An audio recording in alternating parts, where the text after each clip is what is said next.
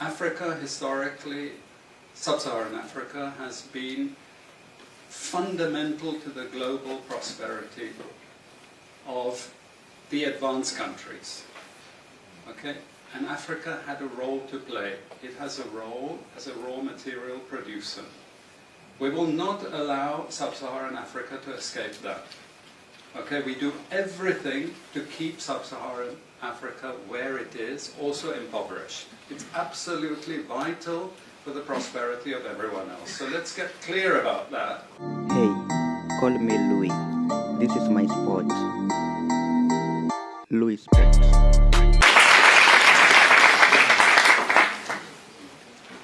So I must thank the Critical Collective again for inviting me. I thought they never would after the last bad thing that I said. I must have upset lots of people, I'm sure. Every time I make a presentation I upset lots of people, but never the Critical Collective, so we must be thinking alike. I congratulate them, really. It's amazing to see so many people here. And I also congratulate scholars for linking again with Critical Collective. It's been some time, and I hope this partnership continues and flourishes, because this is just amazing to see the number of people. I have to apologize for two things. The first is, I have to apologize in advance. I'm not an expert on Africa. What I'm going to offer you, perhaps it's not enough, but it's some commonsensical observations. I hope it's common sense.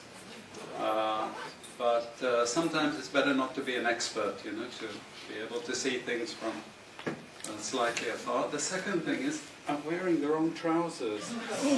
I was fixing my bike, so I wore my old trousers, and so please don't video this part, because my wife will immediately divorce me.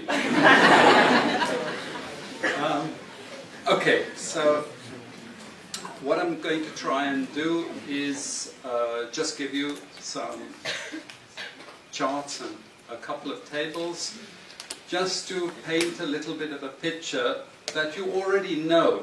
Okay, so what this presentation is fundamentally designed to say is this.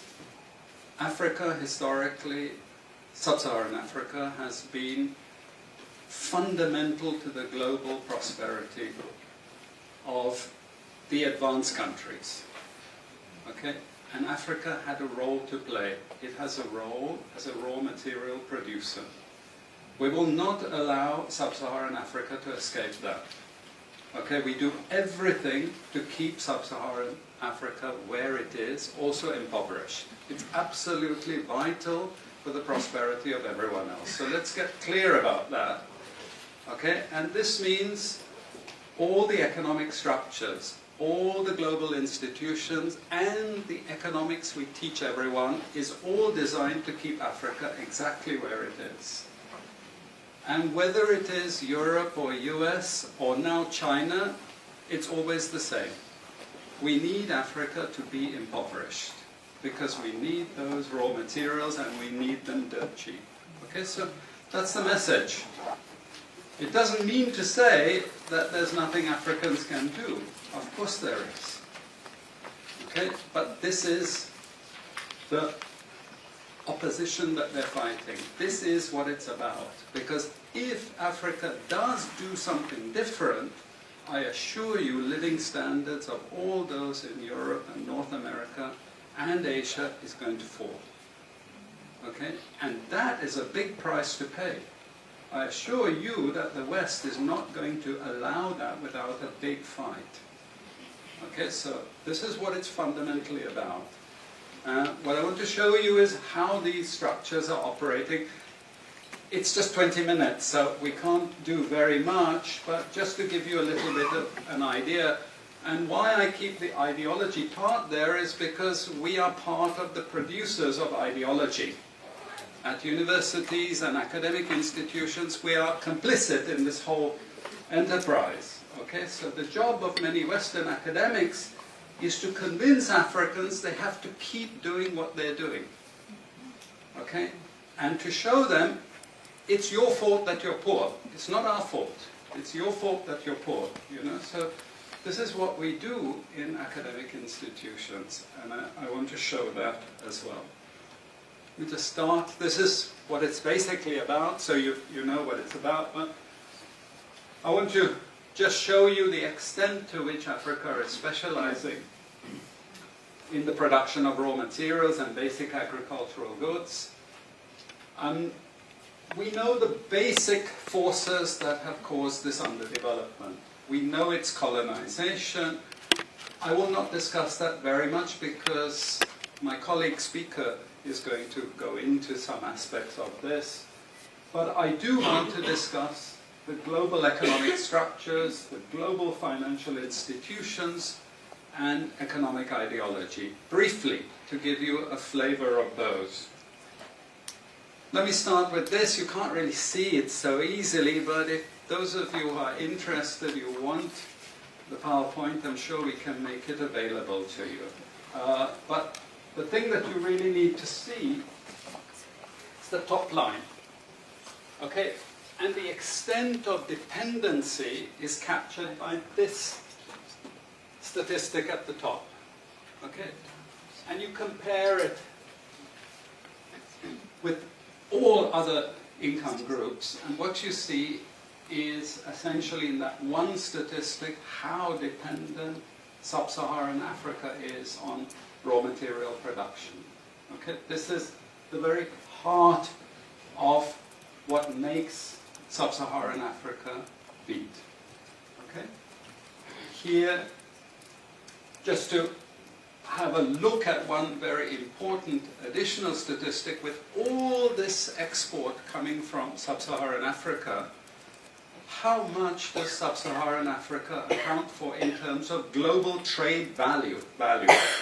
We know there are vast resources coming from there, but look at the bottom line in terms of global trade value. Look at that. 0.5%, 1975, 0.95%, going down to 0.1. To 0.1. Meaning that with all these vast resources being produced, how much are they getting for it? Nothing. Nothing. This is a very significant piece of data.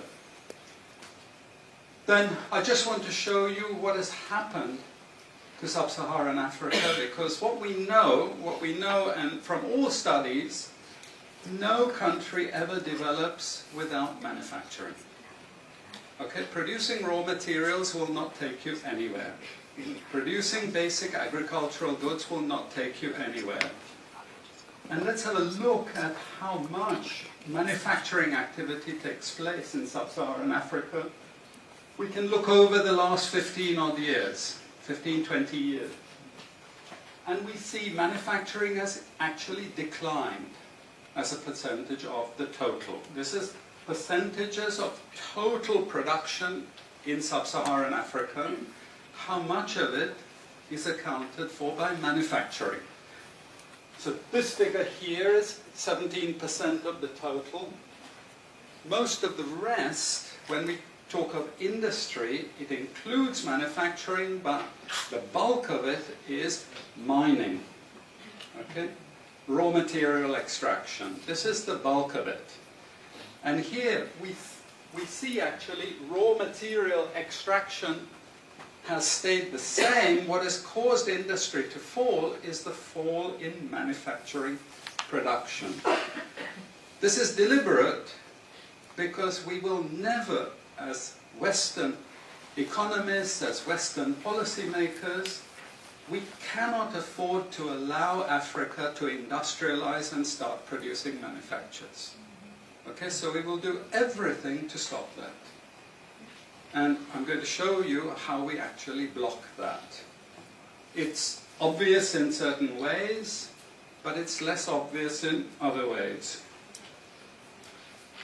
Now, we have actually seen periods of rapid growth in sub-Saharan Africa, misleading people, saying, oh, you know, we're now doing much better.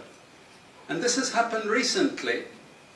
Recently, I've had students come and tell me, we've done much better now. And you can see growth rates rose quite sharply in recent times. now are starting to go again down. But if you look historically, the same thing happened earlier. Why? Because in these two periods, we had East Asian rapid industrialization processes. So in the earlier period, we had Japan and Korea and Taiwan. Okay, rapid growth, sucking in raw materials from Africa, driving up the prices, and then sub-Saharan African countries grew. Exporting raw materials, they grew. But after those countries finished industrialization, then sub-Saharan African growth rate again fell. Okay, but along comes China. Next wave. Okay, again, sub-Saharan African growth rises, but now China is going down. As many of you now know from the press, China is going down. But sub-Saharan Africa is going down even faster. And we're going to go back to where we were again, with very low prices of raw materials, very low growth rates, and again the sorts of poverty that we saw once before. Because, bottom line, sub-Saharan Africa is condemned to this role, just the supplier of raw materials, not a manufacturer. Very recent data showing emerging markets that produce raw materials against emerging markets that produce manufactures. And you can see now with the weakness in the global economy, it's the emerging markets, that's the red line, it's those countries that are suffering the most, the emerging markets producing raw materials. They're suffering the most. And here it translates into their currencies being butchered. Okay? The currencies are collapsing of these countries, and many of them are sub-Saharan African countries. Some of them are Latin American countries, okay, who also rode that same wave. They thought that raw material production was going to save them. But now they're facing terrible problems. And I'm sorry to say, it's just going to get worse in the next 2 years. It's not going to get any better.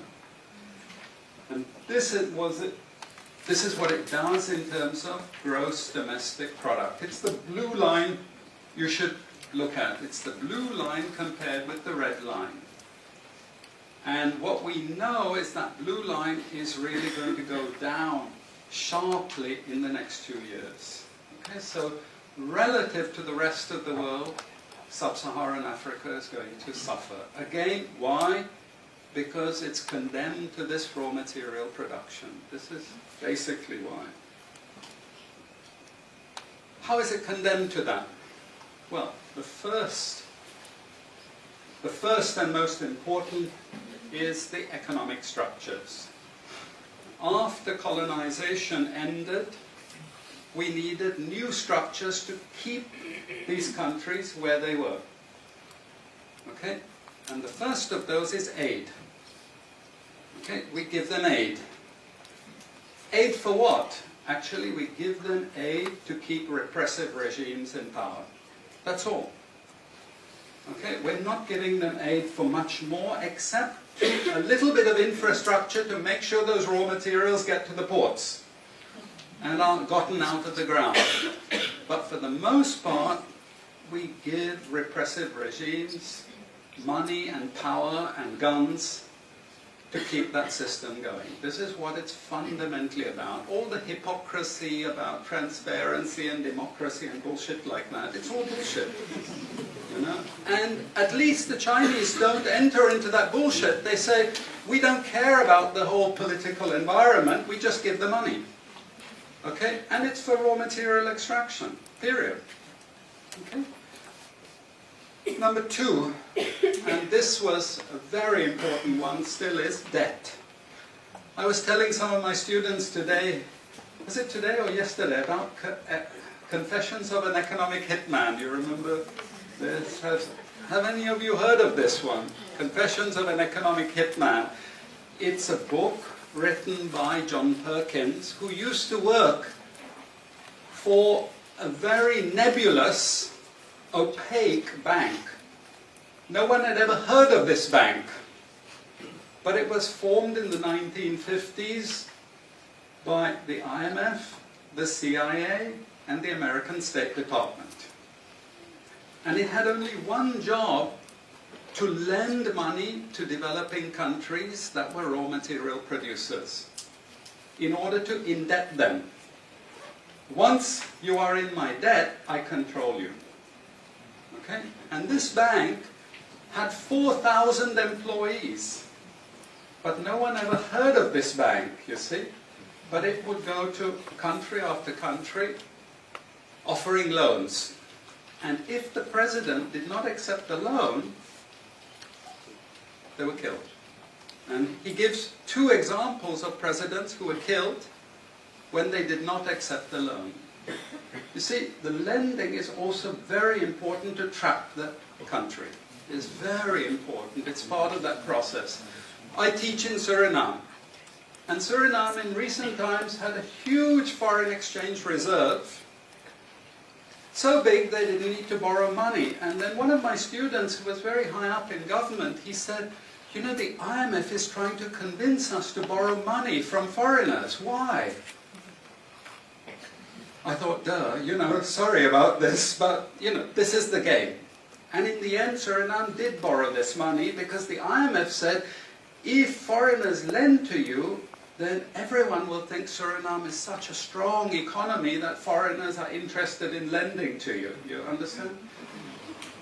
Before Lula came to power, you know, the previous president in Brazil, Cardoso, his predecessor, took a gigantic international loan. No necessity for taking the loan. Why? Because once I catch you with the debt strings, I hold you forever. You are my prisoner. Okay, so debt has been this huge spider's web which has trapped sub-Saharan Africa and keeps them held there. Aid, debt. We have a third structure which is again not known by many people, but it's something that was put in place and continues to this very day, with no one discussing it. No one says anything about it. It is monopoly buying structures. This is for all raw materials and basic agricultural goods produced by developing countries. There are only 4 or 5 Western multinationals that buy all those goods. And they collude between them. So if you take any major product, these Western multinationals, they collude between them. Even if we go down to banana production, we had a PhD done here at the ISS, and the person showed that the 4 or 5 major multinationals, they collude, and in order to make sure their control is total, what they do is they force all the producers to produce the same uniform banana.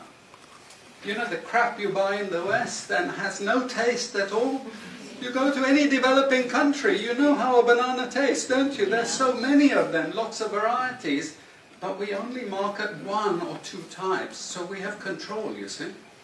If you don't produce at the price I want you to produce, I go to the next country. You see, we get control. So these buyers, they impose that control, and they keep pushing the prices down and down and down. Okay, this is the game. No one says anything about it. There are no commissions of inquiry to say, this is illegal, what you're doing.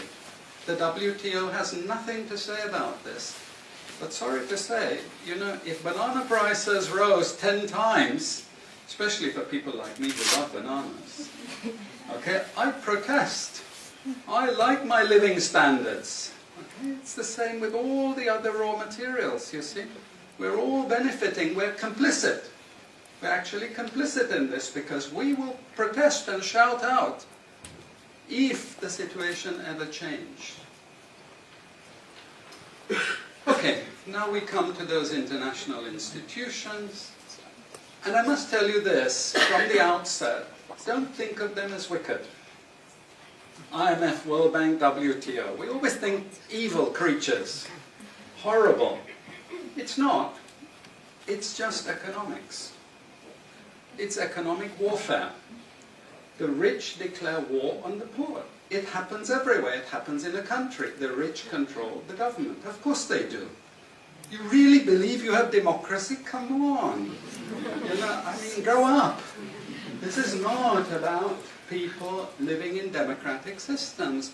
What we have is the rich control. The rich set up these institutions explicitly to control the poor countries. And they don't give them much room for maneuver. Which incidentally, when the IMF starts talking of poverty alleviation, you should also understand that there's another game there also starting to play, which I'm going to come back to later. But what do these institutions do? What does the IMF do? What is structural adjustment about?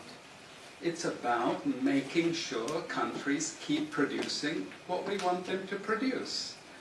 We make sure they have recurrent balance of payments problems. You notice these countries never get out of balance of payments problems. You notice that? Whereas countries that never took IMF support are always out of balance of payments problems. But the countries that are continuously getting advice and support by the IMF, they're always in balance of payments problems. Why? Because that's the way we keep our stranglehold on them. And that's what we have done. We have done, the IMF and the World Bank. And they've also done something very, very important. And that is they have destroyed the self-sufficiency of these countries. Colonization started it. Okay? One of the most important things is we destroy food self-sufficiency.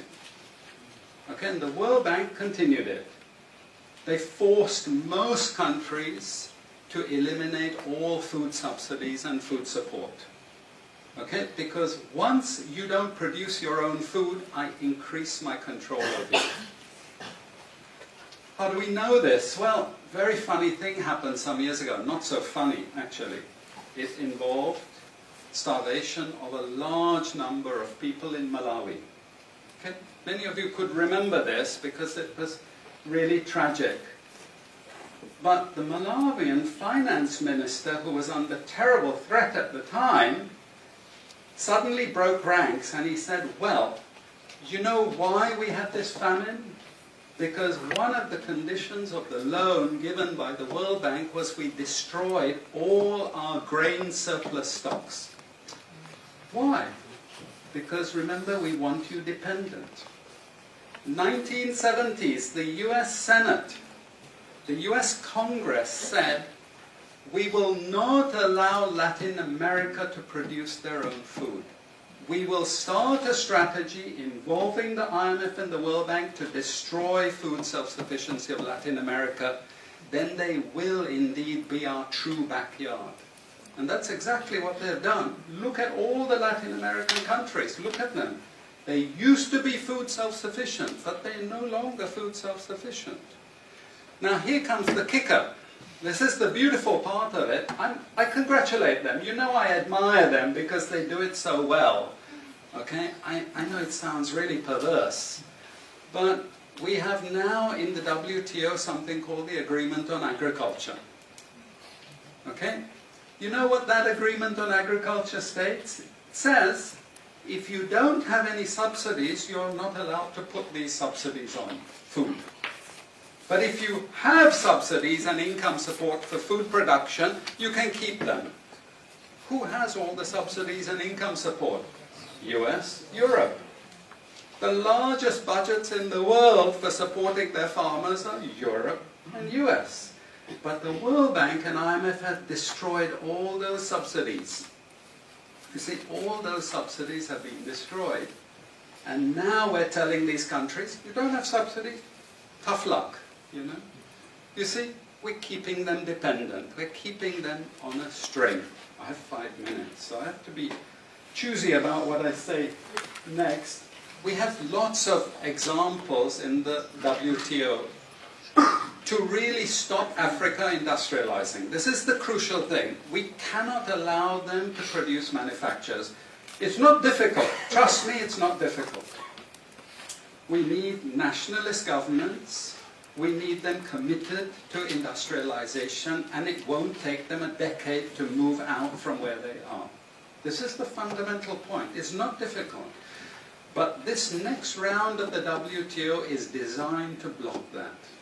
If we had time, I would go through all the different things that they're trying to put into place to block anyone else getting on top of the ladder. You've read this book of Ha-Joon Chang, Kicking Away the Ladder. You see, when we become rich, we make sure the others can't climb up the ladder and join us. Okay? And this is what this next Doha round is about. It's to make sure, especially sub-Saharan African countries, do not escape. Since I have about 3 minutes left, I'm going to go to this economic ideology thing, because this is important for academics. You see, we teach, in many cases, garbage, and it doesn't hurt anyone, a lot of this garbage. You know, it's just blah, blah, blah, blah, blah. And we don't know what we have learned, but anyway, we were there at the university, and you got a certificate, and you go away, and you feel you've learned something. But sometimes we teach very destructive things. And no more important than when we're teaching people from developing countries. Okay? And one of those very damaging and destructive things is the doctrine of comparative advantage. It's a lie from beginning to end. It's utter crap. It has been decimated many times, but we keep it in every curriculum. Why? Because it tells sub-Saharan African countries that their destiny is to produce raw materials, you see. And if you produce raw materials, you get rich just like we are in the West. You see, this is the game we're playing. And just for you to be totally confused, we normally build models with it, mathematical models, so you really have no idea what we're talking about. But it seems all very scientific. Then we have the modern version of this is because it's all a failure, we know it's a failure, we now have a new generation of economists saying, it's only a failure because you're all corrupt in your countries. We call that new institutional economics. You've all probably learnt it all, but you didn't know why they invented it. It was invented to tell you the same thing. You should keep producing raw materials. Now, don't be as corrupt as you were before. Nobody ever told you that aid was designed to actually start the corruption process in the first place. Okay, and we need corruption to make sure you're doing all these things. But now we blame the victim. You're poor because it's your fault, basically. And you're poor, stupid, and corrupt, basically. This is the message that we're giving people. We also have many theoretical justifications, but I'm going to say something controversial to end. And she's happy that I'm ending because she has to discipline me. And that is, there are also what I call more enlightened approaches, but which are also potentially destructive for sub-Saharan African development. And this is where I come back to the IMF and the World Bank. You see, now they're all into poverty alleviation. They want you to concentrate on redistributing income, and it's something nice. You're young people, you're socially conscious, you're aware. You don't like all this injustice. So you gravitate towards what we call pro-poor strategies. But actually, I'm sorry to tell you, that is not what Africa needs. Africa needs aggressive industrialization.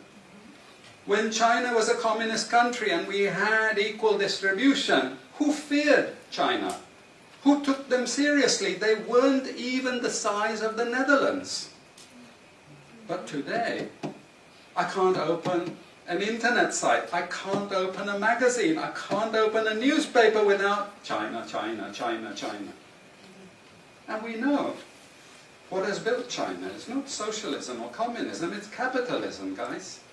It's manufacturing, it's production. This is what creates employment, this is what created jobs. I'm not pro-capitalist, but this is the reality, and unfortunately, we're now going to get caught with the good cop, bad cop. The good cop is now IMF saying, oh, you must concentrate on poverty reduction and income redistribution, as long as we can take you away from industrialization. This is the crucial thing, you know. I leave it at that. And I'm sorry I took so much.